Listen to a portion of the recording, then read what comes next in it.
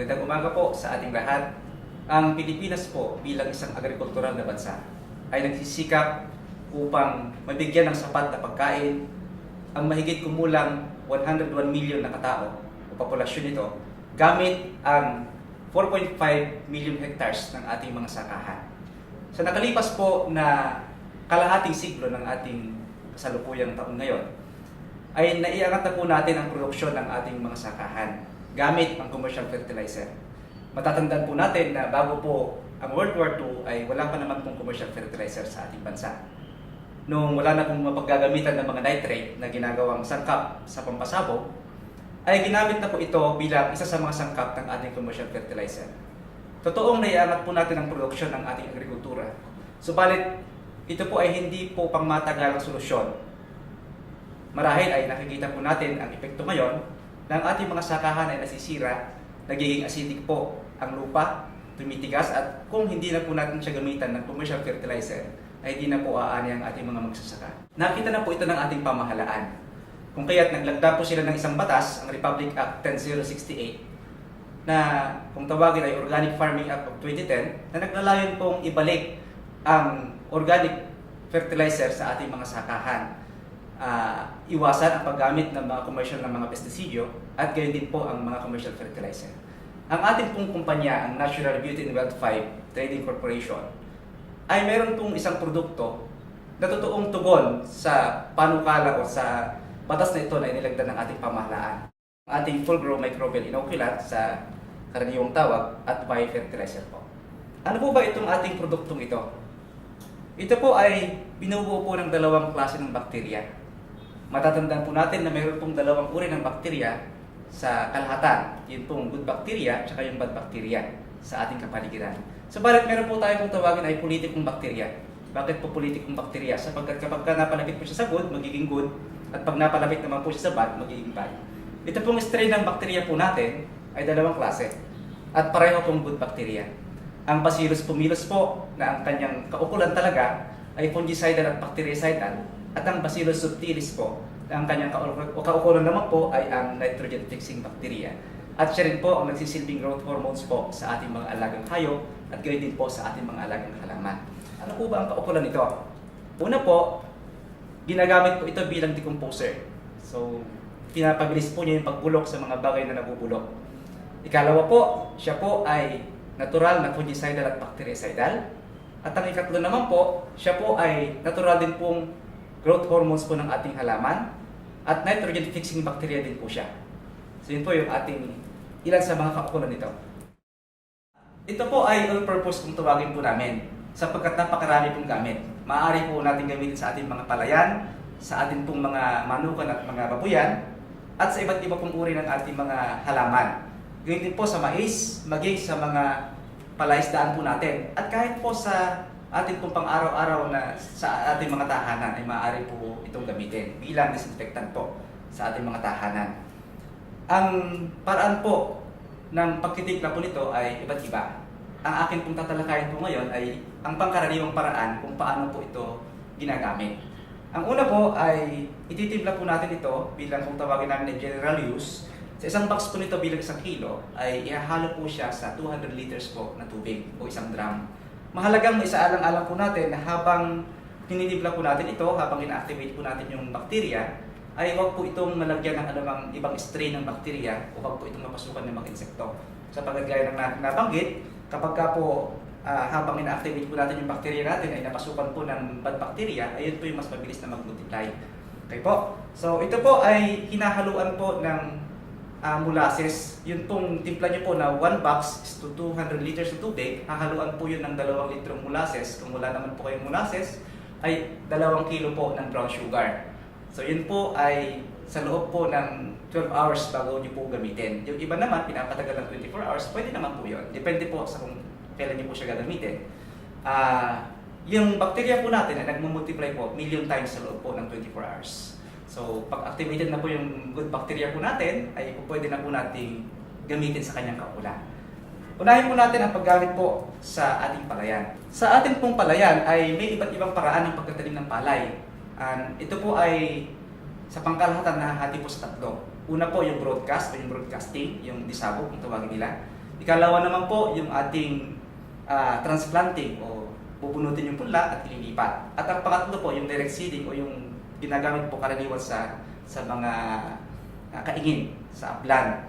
May iba't ibang paraan po o iba't ibang variety ng palay na ginagamitan nito. Subalit sa ibang pagkakataon po natin yung tatalakayin. Mag-focus lang po muna natin kung paano po ito gamitin. Una po, ito po ay iba't ibang variety o iba't ibang paraan kung paano siya gamitin. Ang unang paraan ng paggamit ay sa land preparation po natin. Okay po. So, ang isang paraan po ng land preparation na ginagamitan po ng full grow, microbial inoculant o biofertilizer ay inaararo po muna yung lupa. Pagkatapos pong araruhin ang lupa, karaniwan yun pong mga naiiwan na mga dayami, yan ay karaniwang sinusunod po ng ating mga magsasaka. Nabanggit ko na po kanina, batay dun sa batas na Republic Act 10068, bawal na pong sunugin ang ating mga dayami. Ang gagawin po natin, yun pong mga naipon po ninyo mga dayami, ay gagawin po nating organic soil. Gamit po ang ating microbial inoculant na full grow. So paano po natin gagawin yon? Pagkatapos nyo pong araruhin ang lupa, patubigan po ng konti, ikalat po ang dayami na sapat para mabasa yung ating mga dayami. Pagkatapos po ng mga 3 araw, saka nyo po siya sprayhan ng natimplang full grow microbial inoculant. Sa isang box po ay kaya po niyang sprayan ng 1 hektarya. Kung kaya sa land preparation po nito ay sa 1 hektarya ay 1 box lang po ang inyong magagamit. So magpalipas po kayo ng 15 days habang pinapalaki nyo naman po ang inyong punla. Sapagkat ang ating pong punla, para po mas mataas yung produksyon, ay kailangan po siyang mailipat ng 15 to 20 days pagkatapos nyo pong maipunla. So habang pinapalaki nyo po yung punla, ay nabubulok naman po yung inyong dayami na ikinalat po dun sa inyong palayan bilang land preparation. So pagdating po ng 15 days, nga po pala mapapansin po ninyo after 7 days po, parang inamag po yung inyong sakahan. At pagkatapos po ng 15 days, pwede nyo na po itong kuligligin. Bulok na po yung inyong dayami at kabilang na po siya sa organic soil sa ating lupa bilang pataba.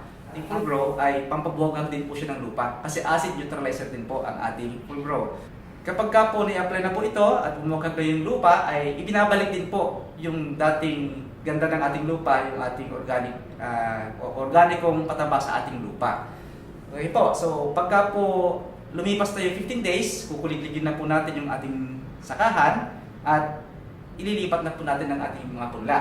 Ang karaniwan po namin ginagawa kapag ililipat na po ang ating punla ay halimbawa bukas niyo po ililipat, ngayon po ay sprayhan niyo po ito ng full grow. Ano po ang dahilan upang bumuwagag po ang inyong lupa na kung saan nakatanim ang ating mga punla at mas mabilis po silang bunutin.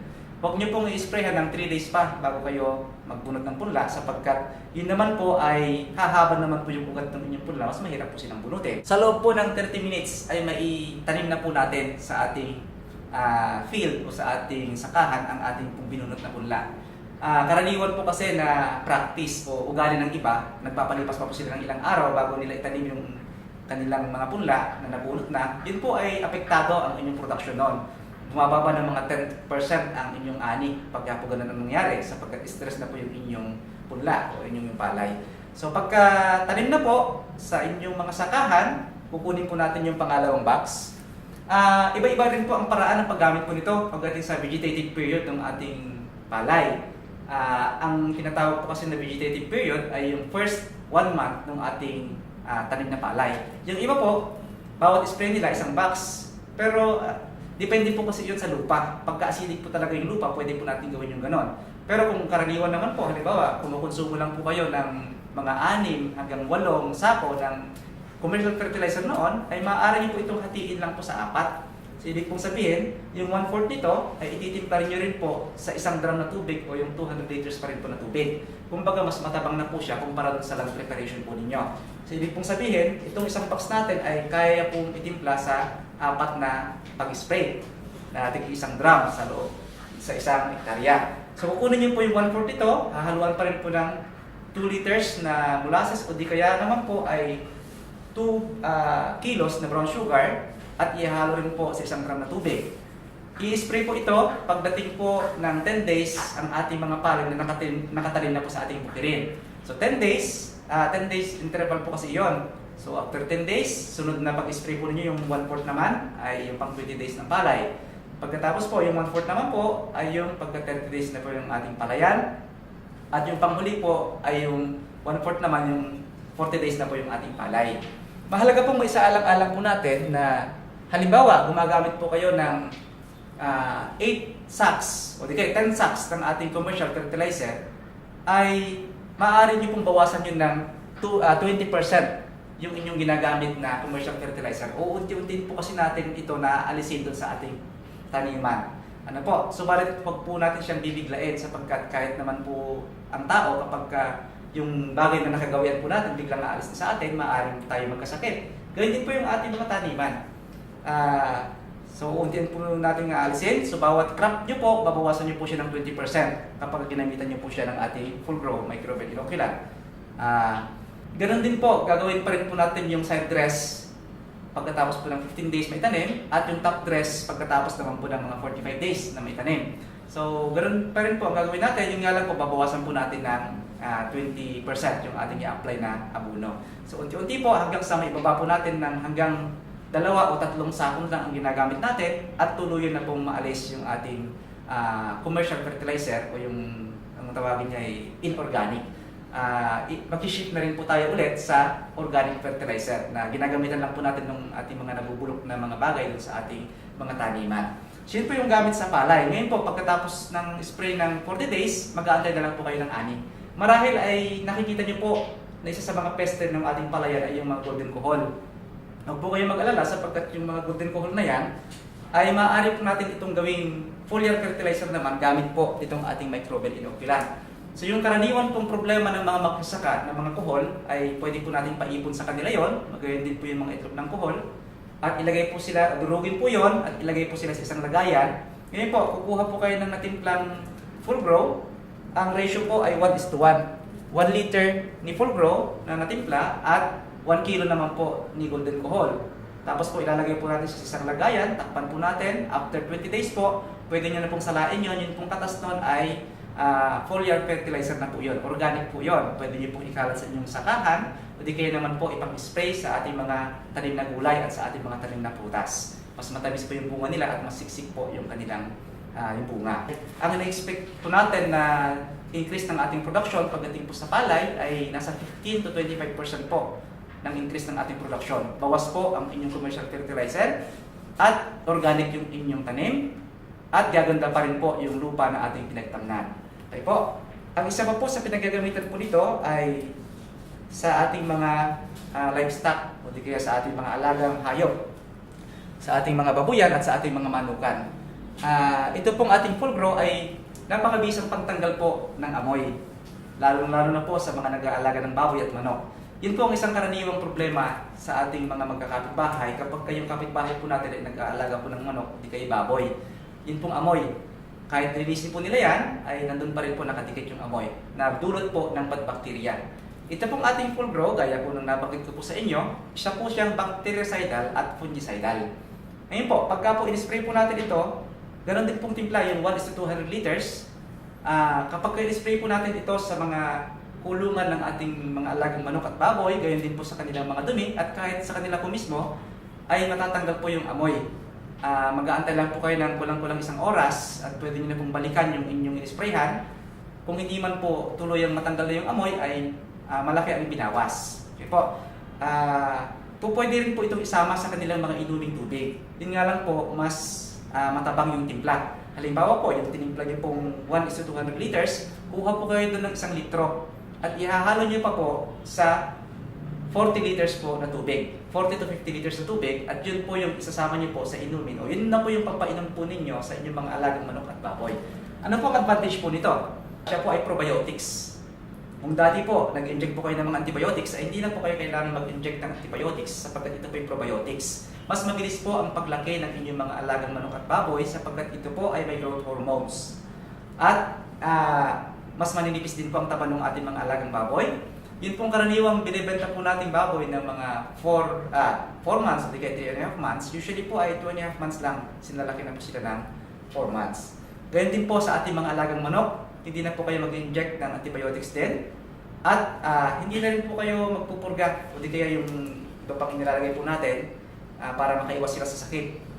mabisang pang-iwas po ito sa sakit, sa halimbawa yung sipon, yung halak, at iba't iba pa. At mas mabilis pong lumaki ang inyong mga alagang manok.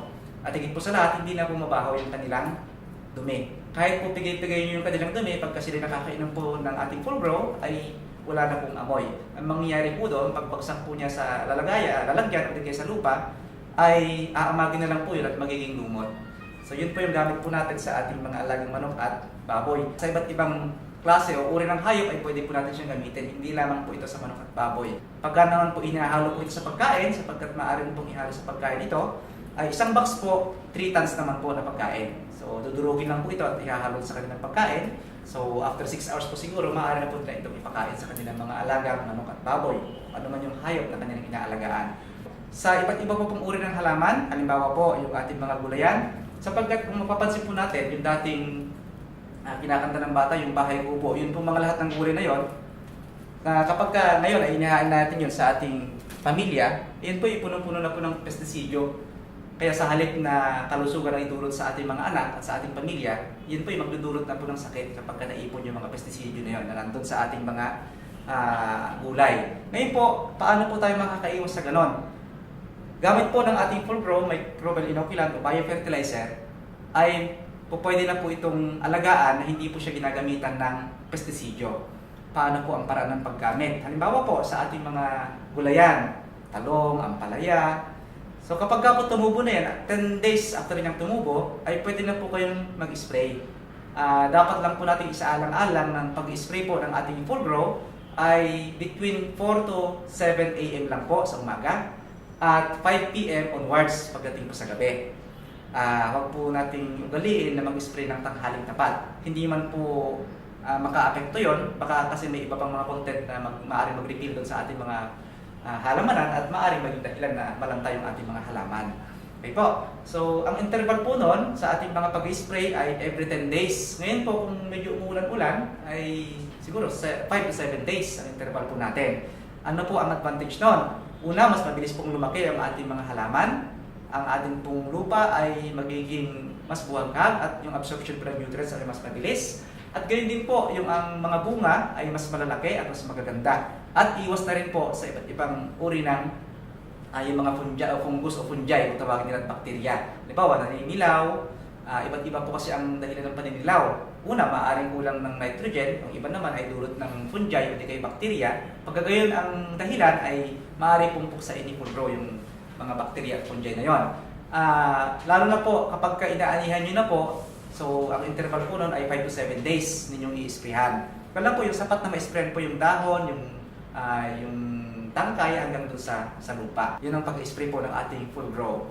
Okay po. So sa atin naman po mga prutas or yung fruit bearing trees, halimbawa saging, yung mangga, karaniwang ginagawa po natin, although sabi ko nga po sa inyo, iba't iba yung paraan ng pag-apply, pero ito po yung karaniwang ginagawa po natin. Sa atin po mga saging, di kaya sa ating mangga, kapag po lumabas na po yung bulaklak o yung puso pagdating sa saging, mag-start na po kayo mag-spray ng ating pong full grow. So spray niyo po yung mismong puso ng saging, maging yung sa dahon, maging doon sa puno, maging doon sa lupa. Ano pong advantage po nun? So hindi po maninilaw at kapag po yung mga pesting, di ba, yung fungi at saka yung bakterya ay mapiprevent po natin. Sa saging po, mas mahahaba po at mas malalaki yung bunga pagdating sa pagpapalaki po ng bunga ng ating saging. At makakaiwas na rin po tayo sa tumutusok na insekto. Mapapansin po ninyo kapag bunga na po yung saging, makikita niyo po na parang mayroon siyang nakabalot na parang ash. At yun po ay parang insect repellent po yun, hindi po ina-attract ng insects. Ganon din po sa iba't iba pong uri ng halaman. Tigilan nyo lang po yung pag-spray ng 10 days interval, 2 weeks bago nyo po i-harvest yung inyong mga tanim. Pagdating naman po sa mangga, maaari na po kayong mag-alaga ng bulaklak ng mangga kahit umuulan. Isa po yan sa dahilan ng mga farmers ng pagkalugi kapag nagpabulaklak sila ng mangga at inulan at hindi sila nakapag-spray ng fungicide, namamatay po yung mga bulaklak sapagkat ina-atake po yun ng fungi. Ngayon po, gamit po yung ating full grow, bago po nyo papulaklakin yung inyong mga mangga, ay spray nyo po muna yan mula dahon, sa puno, at hanggang sa lupa. Saka nyo po siya spray ng papabulaklak kapag ginagawa po nyo yun. So, pag lumabas na po yung bulaklak, ganoon din po ang interval po natin, 7 to 10 days Kapag ka umuulan, siguro 5 to 7 days lang ang interval. Hanggang sa 2 weeks bago niyo po i-harvest yung inyong mga mangga. Ang magiging resulta po nun ay yung ating bunga ng mangga, mas malalaki sila, mas mabibigat, kumbaga mas competitive po sa ating merkado, sa ating market. Okay po. So, sa mangga, saan pa po ba? Sa pakwan, baka po may nagpapakwanan po sa inyo. Ang pakwan po kasi, doon po sa amin talaga, taniman po ng mga pakwan. Kapag ka po, kahit umambon lang po yan, so katakot-takot na po yun na fungicide. Kasi, yun po yung karaniwang inaamag at namamatay yung mga bunga ng pakwan. Ngayon po, gamit po yung ating full grow, ay kapag ka po, i-spray nyo po yun, halimbawa, umulan, i-spray nyo po yan, ang interval din po niya, 7 to 10 days, ay hindi po atake ng fungi kasi pinapatay po niya yung mga fungus o yung fungi na nandun sa lupa, nandun sa ating mga pakwanan. Ibig pong sabihin, mas makakaiwas na po tayo sa mga paggamit ng commercial na mga pesticide at insecticide. Ngayon po, kung talagang, kasi halimbawa, ang mga peste naman po ay malalaki, hindi po kayang patayin dito yung malalaking peste. Halimbawa, uod o ano pang pesteng tumutusok na gano'n. Pag hindi po maiiwasan yung gano'n, ay pwede nyo po itong haluan yung pinakamatabang lang po na insecticide. So, ang gagawin po natin, yung natural natin i-spray na 1:200 liters, pupunuin po natin yung knapsack o yung sprayer, tapos po haluan po natin yun ng pinakamatabang po na insecticide. Ang mangyayari po nun, kakapit yung ating bakterya doon sa lason na insecticide, yung pinakamatabang lang po. At kapag kumagat na po yung peste, papasok po yung ating mga bakterya, dala yung lason doon sa peste. Ibig pong sabihin, sisirain ni bakterya yung system ng peste hanggang siya po ay mamatay. So isang beses lang po kayo mag-spray ng insecticide. Yun pong pinakamatabang lang. Ngayon po, after nyo mag-spray, ay mawawala na po yung mga peste. Liban lang po siguro yung mga dayong peste na galing po sa ibang mga taniman po natin. Ngayon din po, balikan po natin sandali yung problema po sa ating mga baboy at manukan. May mga pagkakataon po kasi na napakarami pong langaw. Ang lifespan po kasi ng langaw ay maabot po ng 15 days hanggang 1 month. Ngayon po, kapag po ginagamitan na po natin ng full grow, pagbagsak po ng dumi ay hindi na po mangingitlog doon yung langaw sapagkat decompose na po kagad yung dumi. Ngayon po, kung mangingitlog man doon yung langaw, kasama pong madidecompose yung kanilang itlog at hindi na po ito magiging langaw. Ibig pong sabihin, after 15 days po, wala na po kayong langaw doon sa inyong mga piggery o sa inyong poultry. Liban lang po yung mga dayong langaw pa rin na hindi naman galing po sa inyo. Kaya mahalaga po, isang community po, ay lahat po tayo gagamit po ng ating full grow microbial inoculant o yung ating biofertilizer para po maiwasan po natin yung mga yung mga langaw doon sa ating mga babuyan at manukan. Puntahan naman po natin sa palaisdaan. Paano naman po ito ginagamit sa ating mga palaisdaan? Ang karaniwan po na nagiging epekto po nito sa ating mga palaisdaan, una po, makakaiwas po tayo sa fish kill. Ikalawa, mas mabilis pong lumaki yung ating mga alagang isda. At ikatlo po, mas malinis po yung tubig. Okay po, so unahin po natin paano po bang paggamit nito. Ganon din po, sa pagdating sa palaisdaan, dalawang klase rin po yun. Isa pong pinapatuyo muna yung palaisdaan, tsaka lalagyan ng tubig, at isa naman itong nasa laot, yung fish cage kung tawagin nila. So, unahin po natin kung paano siya ginagamitan sa palaisdaan na pinapatuyo. So, ang ginagawa po kasi doon, papatuyin yung palaisdaan, siguro 10 days, tapos aararuhin pa nga po yun, tatanggalin yung itim na lupa, saka po kakalatan po ng dumi ng manok. Ngayon po, pagkakalat nyo po ng dumi ng manok, spray nyo na po siya ng full grow. Magpalipas po kayo ng 3 to 5 days, lagyan nyo po muna siya ng every 3 to 5 days po, maglalagay po kayo ng 1 foot na tubig sa taas hanggang sa umabot po dun sa approximate na 1.5 meters ang taas, saka nyo po siya pakawalan ng fingerlings. Okay po? Ang mangyayari po doon kapag na-spray po natin ng full grow, ay dadami po yung lumot na nagpo-produce yun ng dissolved oxygen. Ngayon po, ang karaniwang dahilan po ng pagkamatay ng isda, kapag ka po mainit sa ibabaw, halimbawa maaraw, mainit sa ibabaw ng tubig, ang mga isda po natin iilalim. Ngayon, yung mga dumi nila, yung mga natirang pagkain na pumunta sa ilalim ng tubig, yun po ay magpuproduce ng ammonia. Yung ammonia na yon ay pinagkaklat nyo yung dugo, pinapalapot nyo yung dugo ng isda hanggang sa mamatay yung isda. Kapag hindi na po mag-circulate ng oxygen doon sa isda, hanggang sa mamatay na. Yun yung fish kill. Kaya mapapansin po ninyo yung mga namatay na isda na gano'n ay labas yung kanilang mga bituka. Okay po. Ngayon, pagka ginamitan po natin ng full grow, ay may iwasan po natin yung gano'n. Sapagkat yun po mga ammonia doon sa ilalim, na bumabas sa ilalim ng tubig, ay dinidecompose naman po ni full grow. At ginagawa po niyang algae, na yun pa rin po yung pagkain ng ating mga isda. At yun din po ang nagpo-produce ng dissolved oxygen na siya namang hinihinga ng ating isda pagdating po sa ilalim ng tubig. Kung kaya hindi na po ito magkakaroon ng fish kill kahit na umilalim po sila sa tubig. Pwede po itong gamitin din sa mga aquarium. Ganyan din po sa mga treated na mga tubig na pinag-aalagan ng mga fingerlings. Ang isa pa pong paraan, yun naman po nasa laot, sapagkat hindi naman po natin, halimbawa, sa Laguna de Bay, hindi kaya kung saan man po kayo mag-aalaga, hindi naman po natin pwedeng tuyuin yung Laguna Bay, tapos aararuhin. Ang gagawin po natin, kapag nasa fish cage, impractical po na i-spray natin sa tubig, sapagkat napakalawak po niyan. Ang ginagawa po natin dyan, inihahalo po natin sa pagkain. Sapagkat kapag nakahalo po sa pagkain, pag nagpakain po sila, ay diretso po yung ating full grow doon sa tiyan ng isda, na siya naman pong tumutulong para mas mabilis mag-absorb ng nutrients ng isda at mas mabilis po silang lumaki. Pero huwag niyo pong antayin, halimbawa yung alaga niyong hito ay magiging pating, hindi po ganon. Kung hito pa rin siya paglaki. Mas mabilis lang po silang lumaki. Kahit po sa bahay, pwede po natin itong gamitin. Ano po yung ibang gamit nito? Pang-disinfectant po. Halimbawa, ang inyong CR ay barado. Isa pong problema po yan, maaari niyo pong gamitin ang ating full grow. So, timplahin niyo pa rin po ganun, 1:200 liters. Ibuhos niyo po yung siguro mga 5 to 7 liters doon sa bowl po ninyo.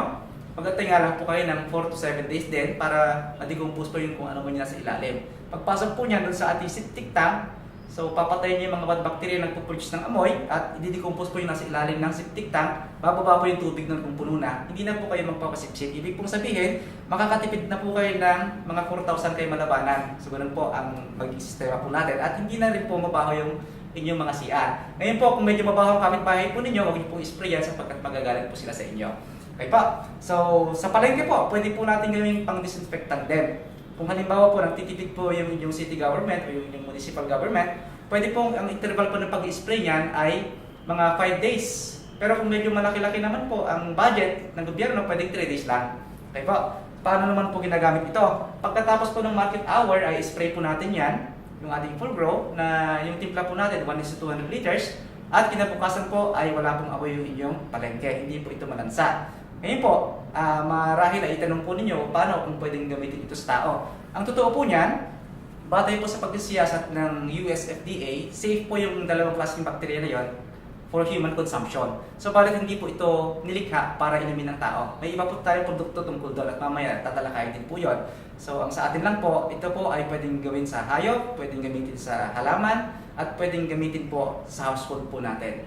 So, may katanungan po kayo ay maaari niyo pong itanong po sa amin at sa mga susunod pa po natin mga session, sa iba pa pong aplikasyon ng paggamit ng ating full grow microbial inoculant. Maraming salamat po.